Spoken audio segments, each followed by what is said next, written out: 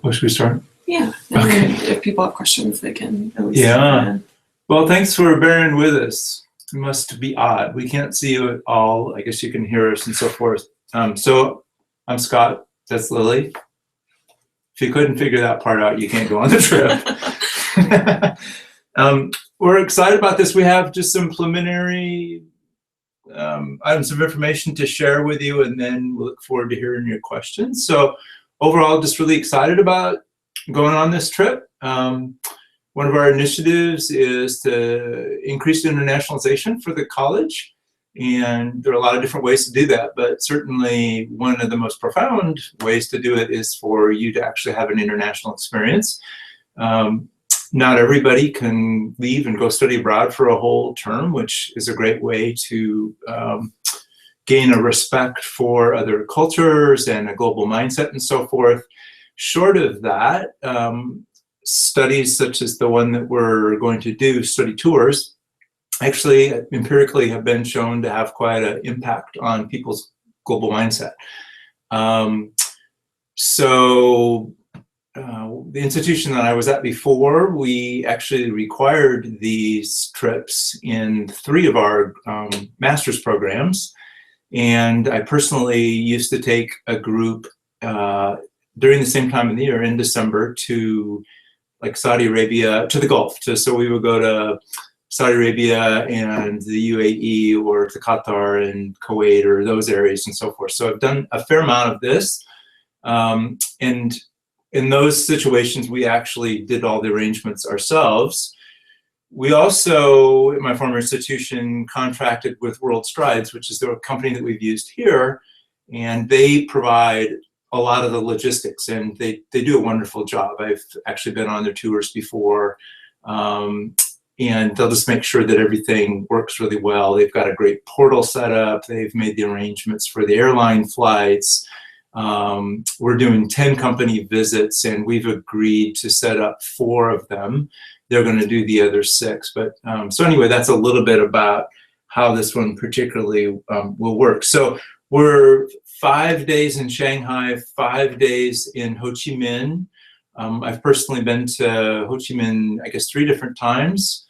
Been to Shanghai quite a few times as well. What you'll get here is a nice contrast between a fairly well-developed economy, although one certainly that's has a fair amount of turmoil today, and one that's developing. And I think you'll be able to see that fairly clearly. Ho Chi Minh's a pretty exciting place. It's pretty unique. I mean, I think you'll enjoy it a lot. And then, of course, Shanghai is pretty cool as well. We've already been able to set up a couple tours. One is at the Nike facility in Ho Chi Minh. Actually, the guy who runs that is a former student of mine when I was at PSU, and he's excited about having us come. And then Danaher, which is really one of the world's best operational companies. They make test and instrument in a variety of kinds of components and the like, has agreed to host us in Shanghai. And then alumnus Bill Chillingworth, who has the franchise rights for Domino's in China, is going to arrange for us to be able to see somebody in Shanghai, and actually is going to come talk to as many people who are available on December 22nd too, and we'll get you more information about that. So we're way before the trip and already have a number of things lined up, and so that it will come together well. But that will give you a kind of a flavor for it. One of the nice things about this particular setup is since we don't have a particular class like a logistics class or a marketing class. If we had a marketing class that this was hooked to, then we try to do tours that were all marketing related. So this gives us the opportunity to try to choose a variety of different kinds of industries so that you get a very broad perspective on the 2 different countries. So as an example, you know, we've got Nike and we've got Danny here. We'll have a franchise, sort of a consumer product or whatever, but also commercial real estate we'll try to do a commercial real estate visit in at least one of the cities, because that'll give you a different kind of perspective, or services is another one that'll give you a different kind of perspective. So that's a little bit about the itinerary and so forth.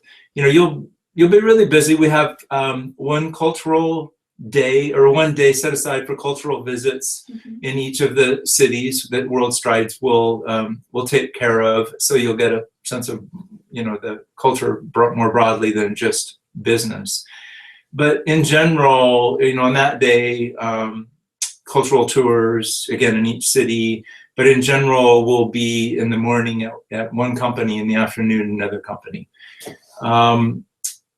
Breakfast will be provided as part of your hotel. That's kind of generally the way those things work.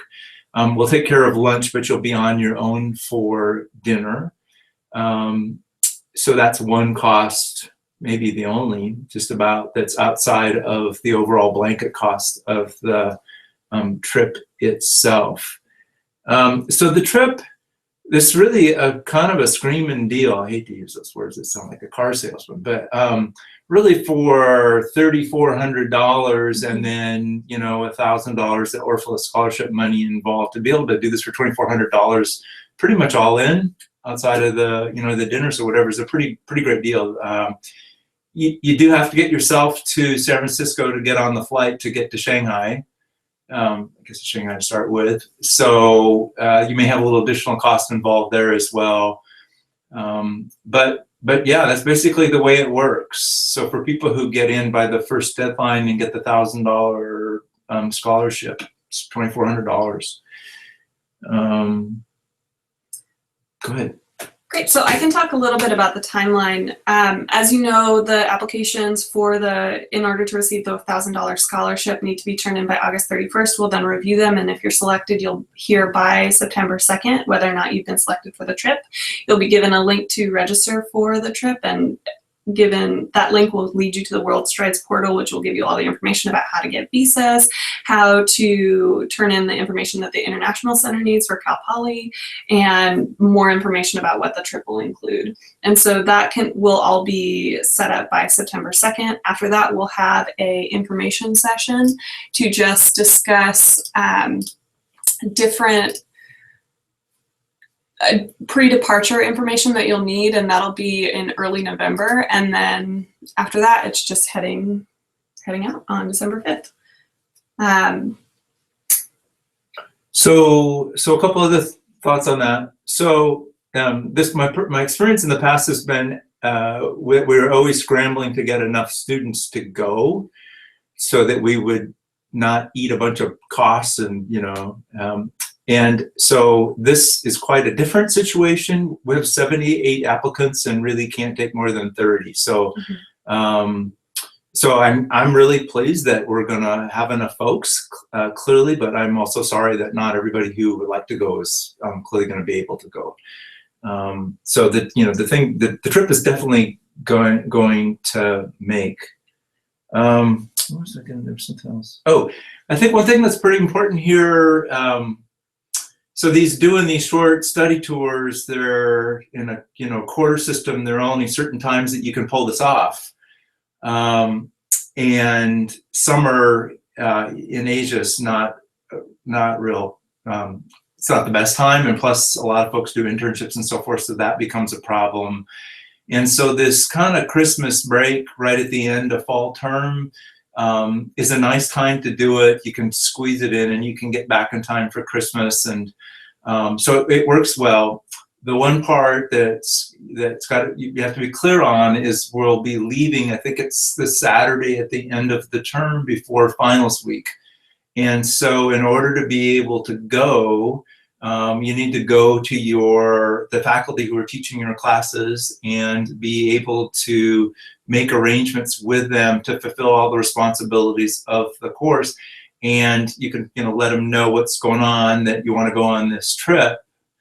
But it's up to them as to whether or not they accommodate your situation. So if any of them come back and say, look, I'm sorry, you're going to have to stay and take the final, then I'm sorry about that. I think our faculty are pretty reasonable, and I used to do this at my former institution. People are generally will want to work with you. They'll, you know, think it's a good it's a good experience and want you to do it. But you know, diplomacy here and tact is important. You know, it's not appropriate to go to them and say, well, the dean said you should accommodate my needs or whatever. I think, I think you can work through that, but don't be too forceful, if that's the right way to put it. I think that's pretty much everything we thought of to say ahead of time. So we can try to address your questions. Definitely. Okay, so one person, looks like Alex, asked how many students will be on the trip. There will be about 30 people who can go. That's restricted by how many airline tickets, how many people can fit in the conference rooms. Yeah, it just is. I've been on trips with 50, and it's a mess in all respects. 30 is a good number, and even at that, will be crowded at times. So it looks like we talked about which companies that will be visited. And then thank you for letting us know about the live stream. Are you just looking at the application to decide which students to take? So we'll take into account a number of different factors, including the essay questions that you write. We want to have a balance of students on the trip. And anything else that you're looking for in particular? No, I think that's it, based on the application. And then, because we're traveling through an agency, will there be an opportunity to extend our time in Asia on our own? So, anything's possible for the right amount of money. But so I think the problem there, I guess you can see if, no. They bought a blanket set of tickets to get the price, the airline price. And so if you don't go on that exact itinerary, you're going to have to pay switching costs, and a one-way or whatever. It's going to cost you more money. So, is it possible? Heck yes. But yeah. And I do want to say the tickets that we got were $947 per person, which is I've never seen. Yeah. So it would be very challenging. Yeah. I would say typically, you could go price it yourself now online or whatever, but my guess, just if you look at that San Francisco flight, I bet it's more like $1,500. And then the last question that we have is, how will you choose who gets to go on the trip, and will seniority be involved? I don't believe that seniority will be involved. It'll be based on the application. Yeah. Any other questions? Feel free to type them into the Q&A app on Google Hangouts.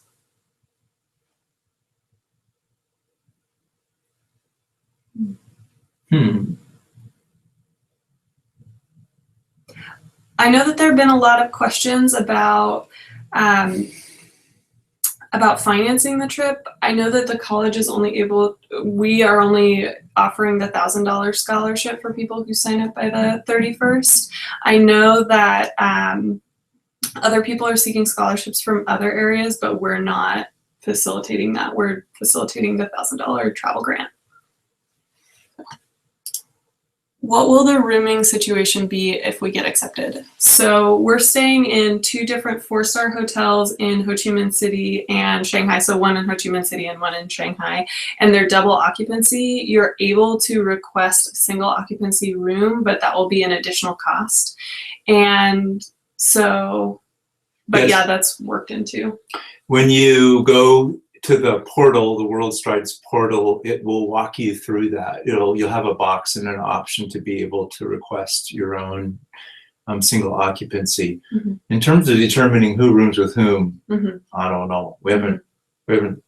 We'll figure something out. Makes sense. Definitely. And both hotels will be in the city center, and so you'll be downtown. Yeah. Okay.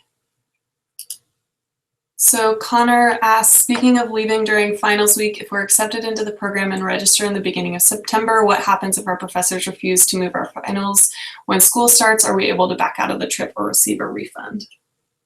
Yes. That seems like the right thing to do. Yeah, good question. But I would recommend contacting your professors before the beginning of the quarter to start that conversation. Yeah.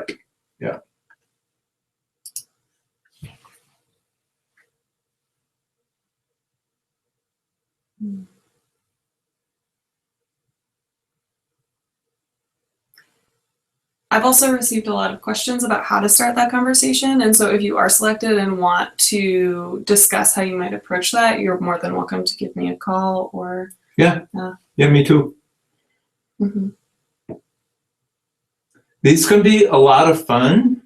But I have to tell you a story. One time when I was in Qatar with a group of MBA students, these are older people, and they were all bitching and moaning because, I don't know, things hadn't worked out exactly the way they were supposed to or whatever. And the equivalent of Lily, who was on the trip with us, stood up in the bus and told them if they wanted everything to be predictable, they should have just stayed home. So you know, we will have an itinerary, but I can't guarantee that something won't happen. You know, the person who's supposed to host this, whatever something happens, and, you know, we have to make there are alternative plans or whatever.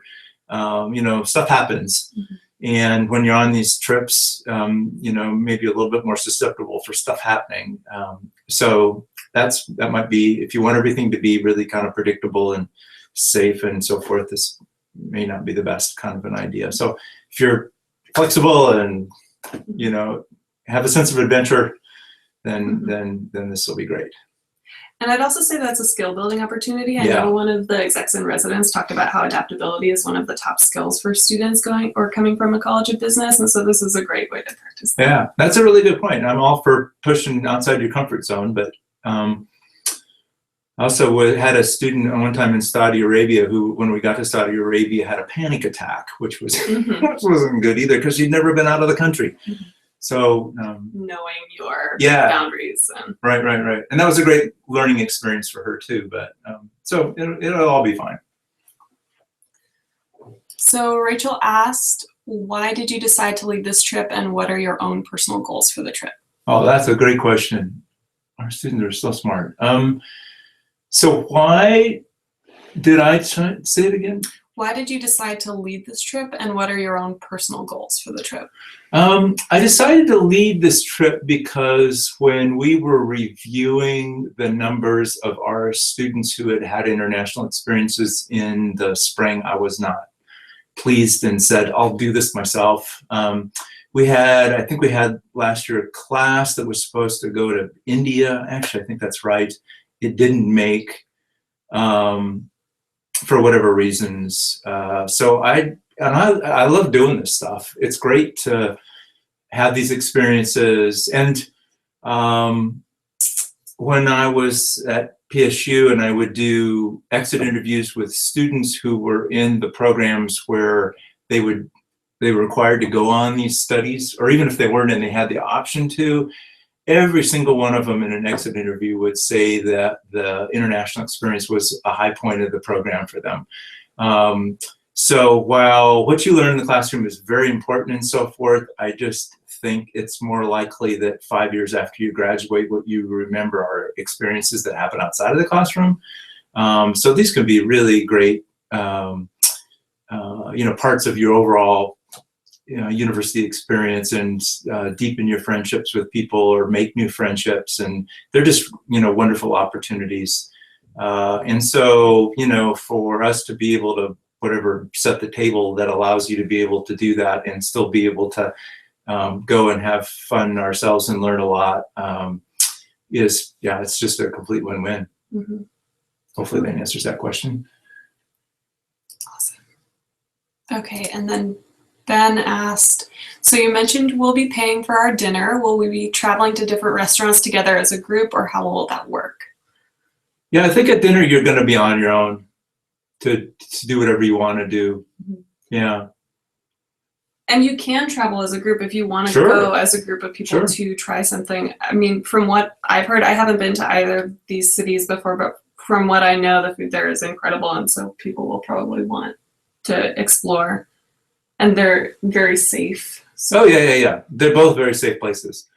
And it's a great experience for you to sort of venture out of your comfort zone and go into a place and try to order where you can't. It's all in Vietnamese, and the person barely speaks any English, and just sort of muddling through that is a good experience. Yeah. I don't know if there are any people out there vegetarians. I'm a vegetarian, and I've always been able to make it work one way or another. Sometimes it's a bit of a struggle, but I also say this: I've traveled a ton internationally, and I've never been sick once. So that's that served me well anyway. That's awesome. I can't say the same, but okay. So earlier you mentioned how some students are looking for other sources and grants to finance this trip. By any chance, do you know of or recommend any? Unfortunately, I don't have any recommendations, but I know that people are searching widely for other funds. So not just looking at on-campus sources, but I don't have any recommendations beyond that.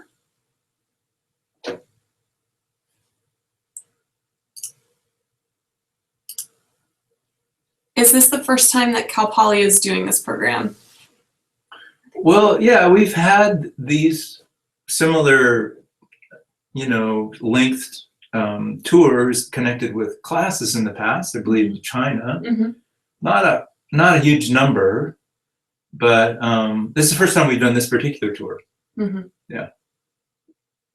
But again, I've been with students in Shanghai before, and I've been to Ho Chi Minh 3 times. But we actually had a group that used to go to Ho Chi Minh. I was never with them, but it's all good.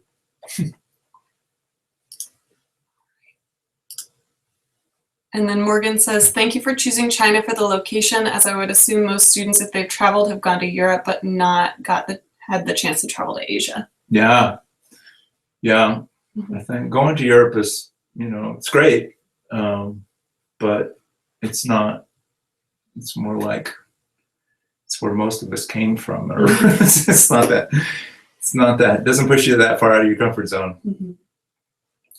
And those are pretty mature economies too. So. Is